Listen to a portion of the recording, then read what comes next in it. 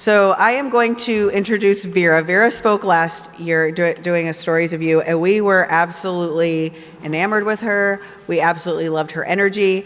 It's why I have her speak after lunch, because we can't be tired. And she has amazing energy. She does all kinds of things from coaching to ministry and a million things in between. She's all about advocating for people and lifting people up and making people see in themselves maybe what they need to see. And I can't wait for you to hear from her. If you've never heard from her before, your life's going to get changed in just a minute. So introducing Vera.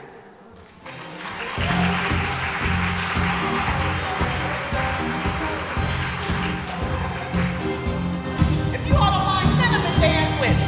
Because look, we've been listening all day, eating all day. Oh, yeah, there you go. If you know the words, sing along.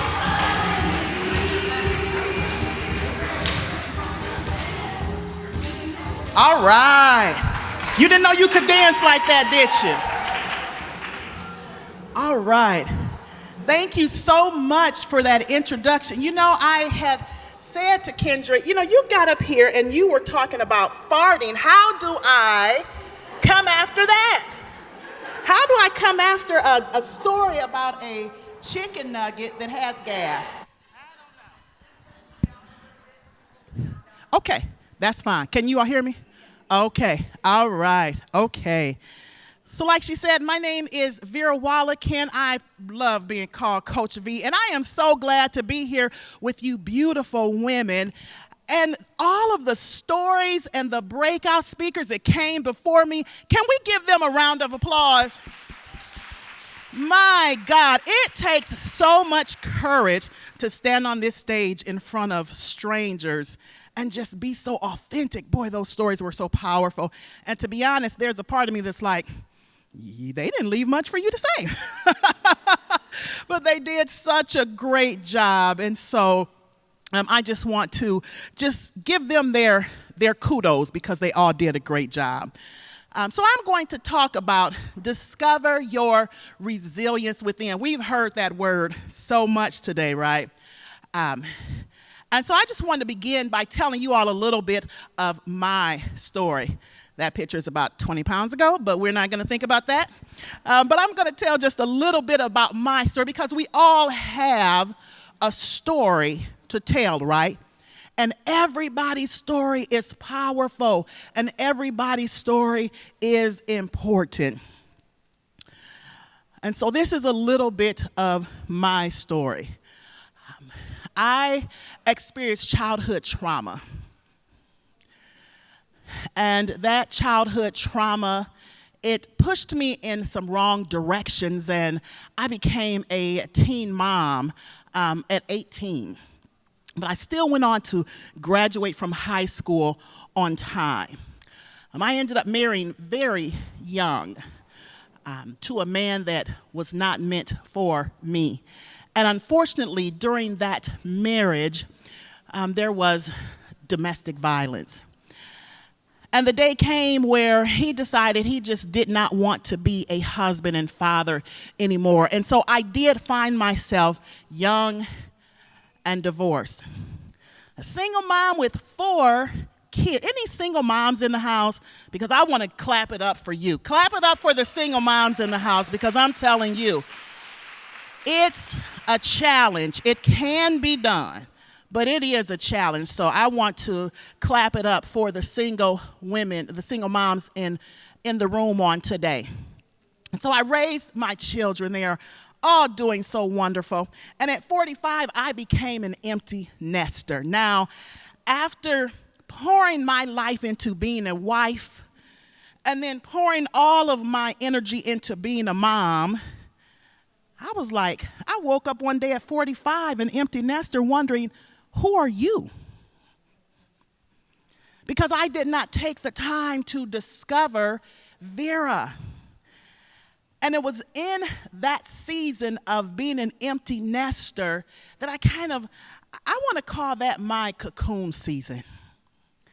Because that was really the time where my biggest transformation occurred, because I had some decisions to make. After all of this trauma I'd experienced, I could continue to suffer with depression, continue to be sad and woe is me, or I could discover my resilience and discover my greatest self. And so I got into therapy. I heard somebody else mention therapy. I got into therapy, and it was so wonderful. And after my healing, I went back to school. After being out of the classroom for 25 years, I went back to school, graduated from seminary, became an ordained minister, founded Live Free Coaching. I am a life coach, specifically a mindset coach, because I believe that everything about who we are begins in our mind. I also founded Celebrate Sisterhood, which is a women's ministry where we just create community to empower one another. I'm also a national speaker. As of a couple years ago, I was actually invited to speak out of state and have done that a few times. And I'm like, me? Even being here on this beautiful stage in this beautiful venue, there was a time in my life that I would have never thought that I'd be a speaker encouraging other women to discover their resilience. And thanks to the team here I am.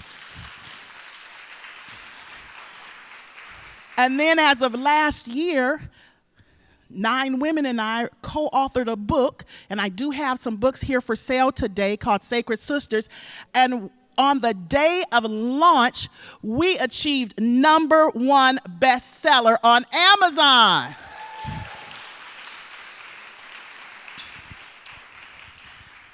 And so I don't share my story to boast or to brag, and I think sometimes we don't share our stories because we're concerned what other people are going to think or other people are going to feel, or they're going to think that we think we're better than someone else. But I share my story because we all have a story of empowerment, right?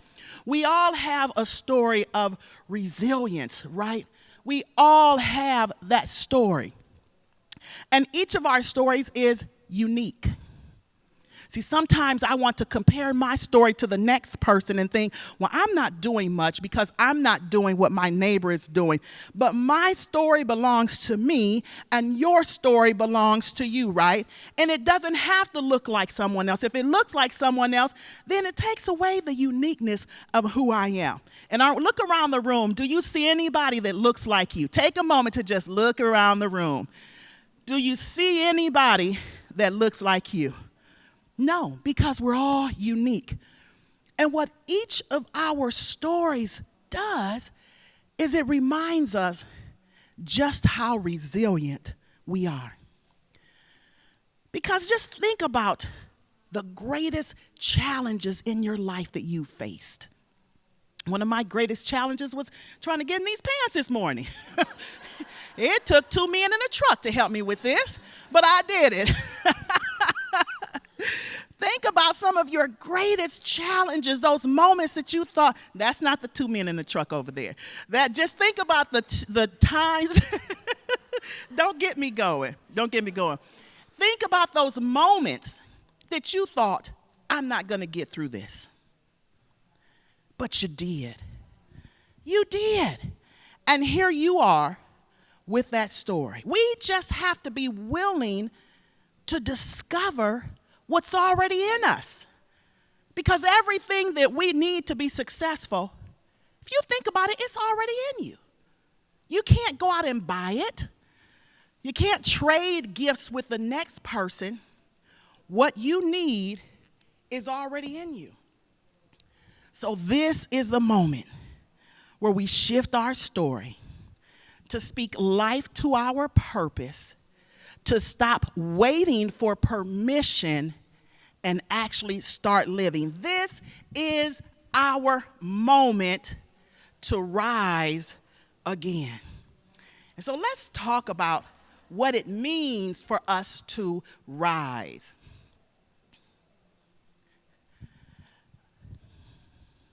R, resilience, turning our deepest pain into our greatest purpose. I, intention. Choosing to show up fully whenever possible. S, self-awareness, owning our truth. And before I forget, I want you all to know that there are handouts on the table that you can take with you that has this information in it. And E, empowerment. Activate your audacity. So let's begin with resilience. Turning your greatest pain into your greatest purpose. Look, resilience isn't about bouncing back. Because I don't want to bounce back to that thing that hurt me, that moment that caused my biggest pain. I don't want to bounce back from that.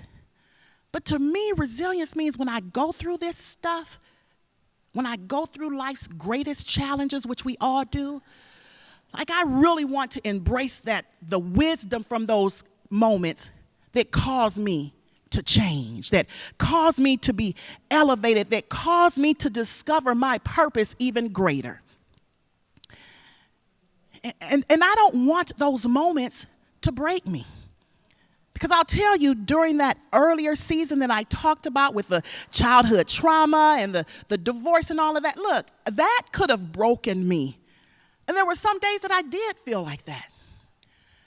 But then I had to make the mindset shift. And I had to make the decision that I'm going to take those broken pieces and rebuild the woman who I knew that I could become. Every heartbreak, every rejection, every moment that I thought I could not make it, all of those were moments for my resilience to rise up in me. The resilience that I hadn't discovered in the earlier part of my life, the resilience that nobody even told me about. When I was struggling with those earlier issues, I didn't know that being stronger was an option. But this is what our friend Maya Angelou said. She said, I can be changed by what happens to me, but I refuse to be reduced by it. I can be changed by what happens to me, but I choose not to be reduced by it. And when she says that when you refuse to be reduced by it, that means I'm making a choice. And every day we make choices on how we're going to allow life to happen to us. Because life happens. And there's so many things that happen every day that I cannot control. But what I can control is how I respond to life. Does that make sense? Have we all gone through things that you're like, dang, I did not want to go through that. I wish I could have avoided that. Man, my divorce, I married wrong. I can't blame him for everything. I married wrong. Boy, I wish I wouldn't have gone through that.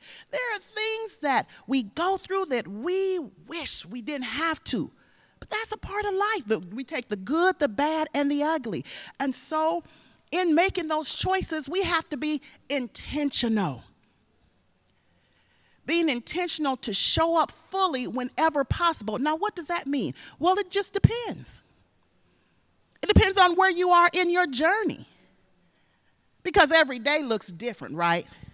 Sometimes I don't want to show up. And that some days the only person I can show up for is me. And that's okay. That is okay. And as women, I want to encourage us to be okay with putting ourselves first sometime. Any women in here struggle with making yourself a priority? Or maybe that's just me. Especially when you have kids, when you're married, you have a job, and all of these demands coming your way, and we think we have to do all of these things today. But some days all I can do is fully show up for me. Some days all I want to do is just show up for me. And to me, that's resilience. Knowing when I need to rest, knowing when I need to take a break so that I can be revived for whatever my next is. So you just have to choose what's important today. And being intentional means that I'm aligning my words, my actions, my energy with the woman that I'm becoming. Because the reality is we're becoming somebody that we're not today, right? As I stand here, 56, the grandmother of 5, I'm a different woman than the woman who came fresh out of a divorce. I mean, life happens. And we can allow it to just pass us by. Or we can say, you know what? I plan to be intentional about some things that are happening. And this is what Toni Morrison said. She said, you may not control all of the events that happen to you, but you can decide not to be reduced by them.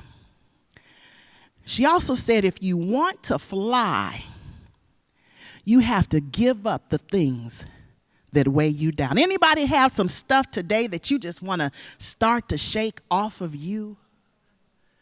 I mean, when you think about a bird, you think, hey, not even about a bird. Look, anybody that loves to fly in here, or is that just me? I'm talking about getting on an airplane. I'm not talking about getting on a bird.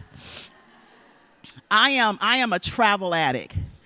And there's this rule with the airlines that you can only have 50 pounds per bag. I'm like, who does that? 50 pounds? What am I supposed to do with that?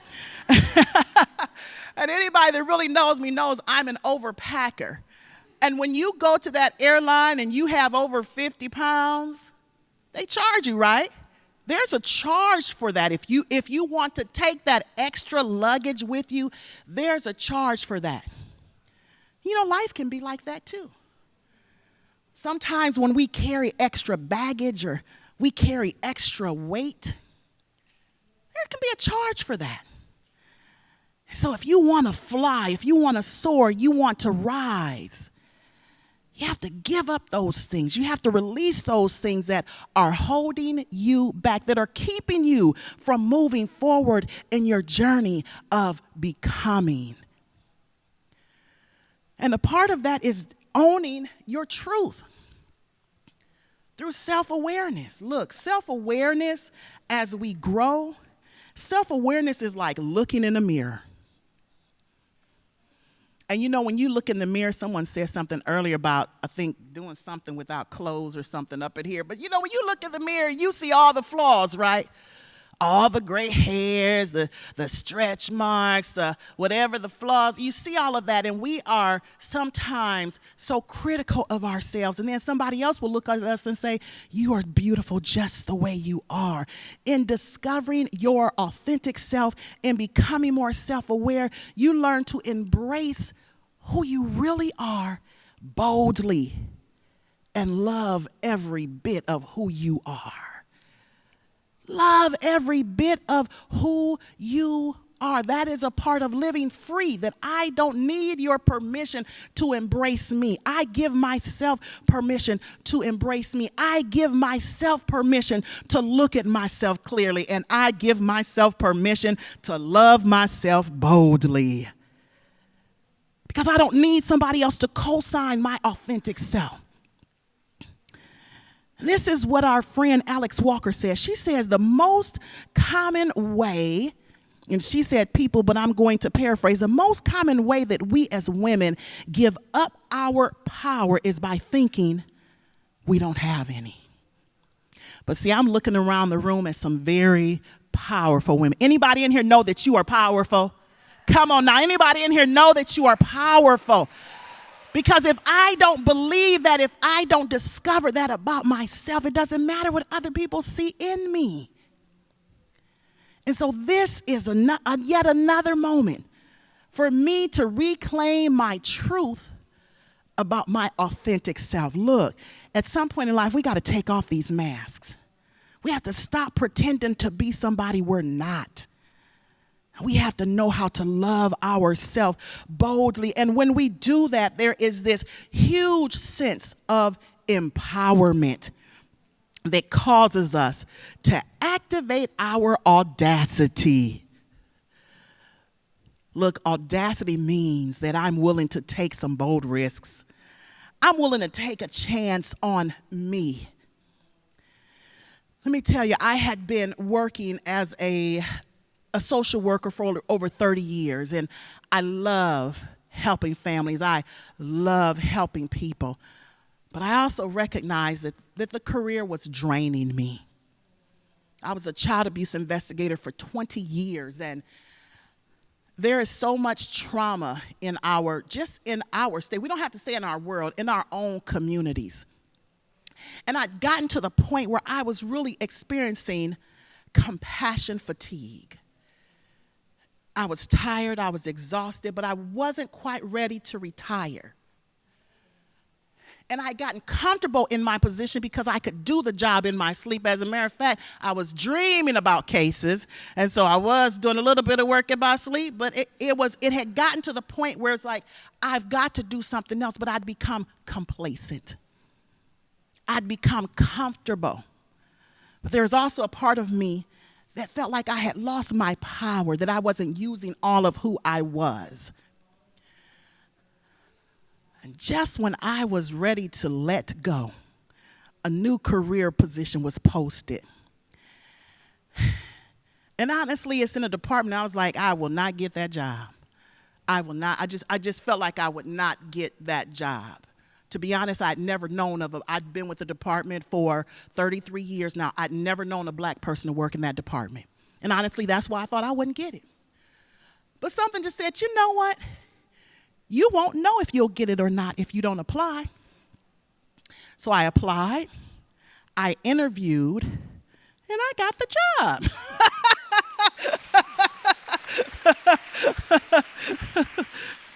So I am your state's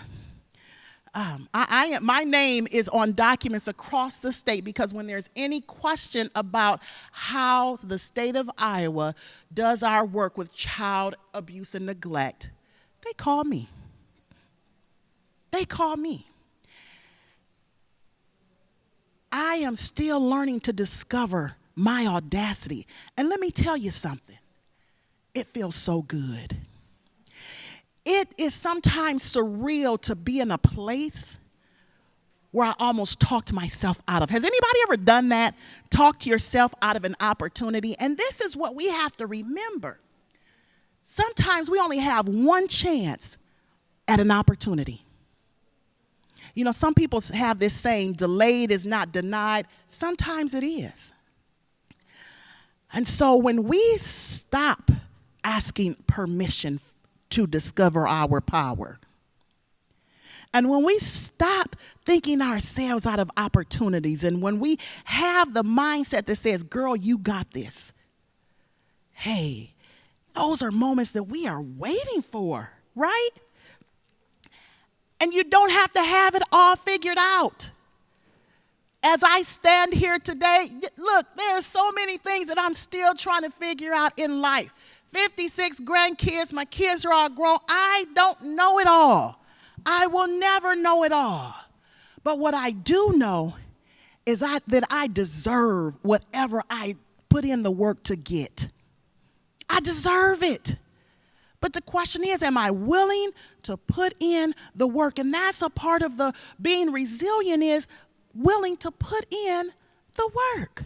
Now, sometimes we use that word and it can get overwhelming, like, oh, God, I don't want to do that. But it can look like different things, right?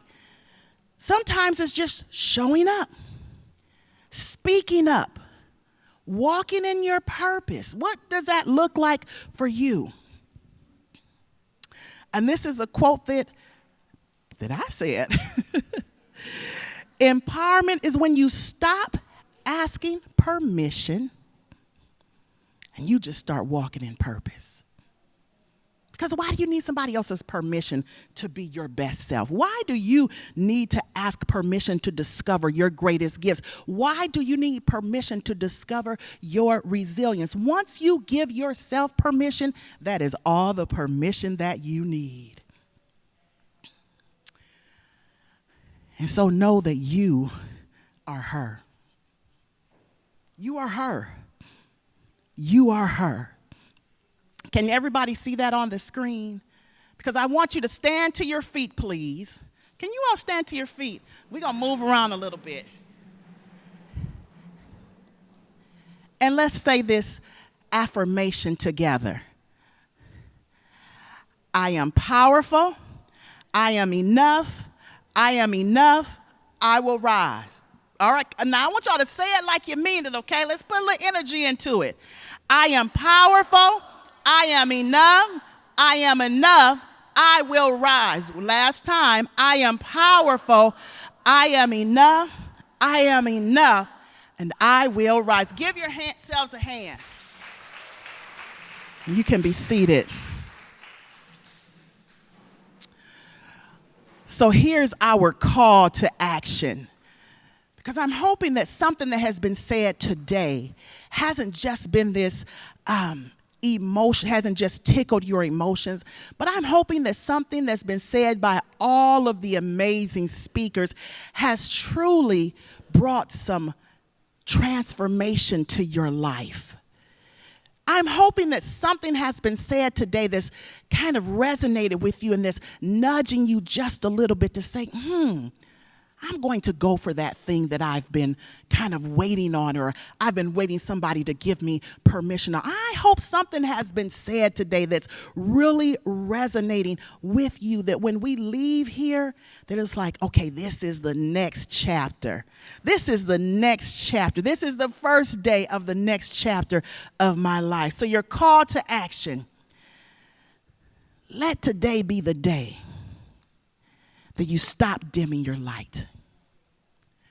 Let today be the day that you stop second guessing your strength. Let today be the day that you stop waiting for the perfect condition, because that does not end. Let today be the day that you stop hurting and begin the journey of healing. Let today be the day that you start that thing that you've been waiting to start on. Let today be that day.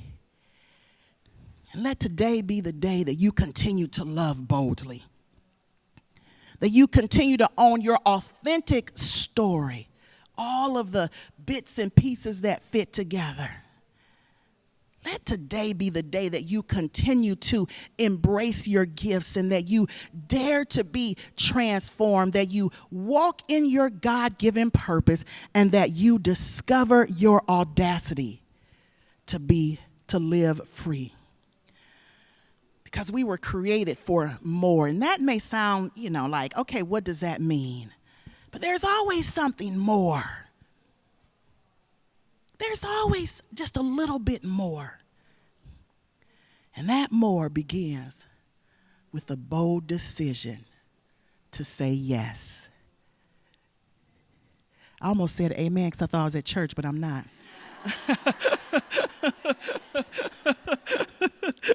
Amen.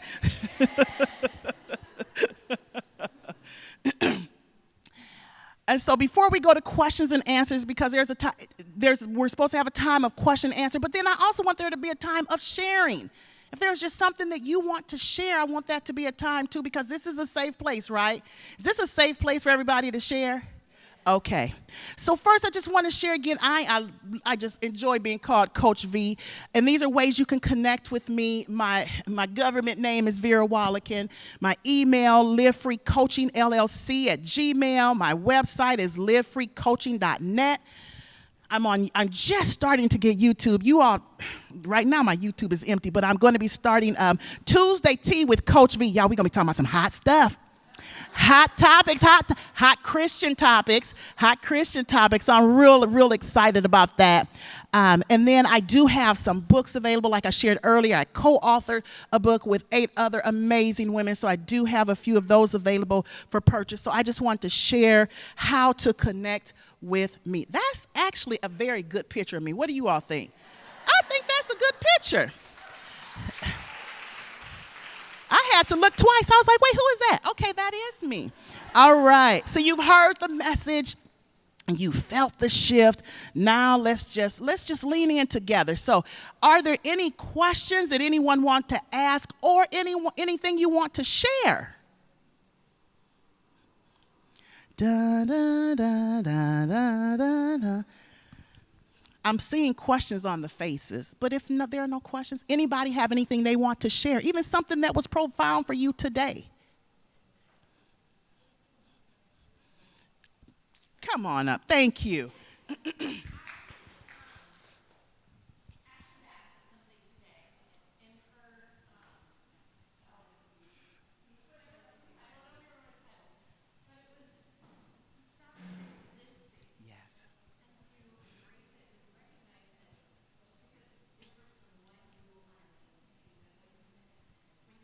Yes.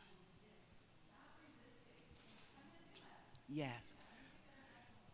Good. Let's give her a hand for being bold and standing up.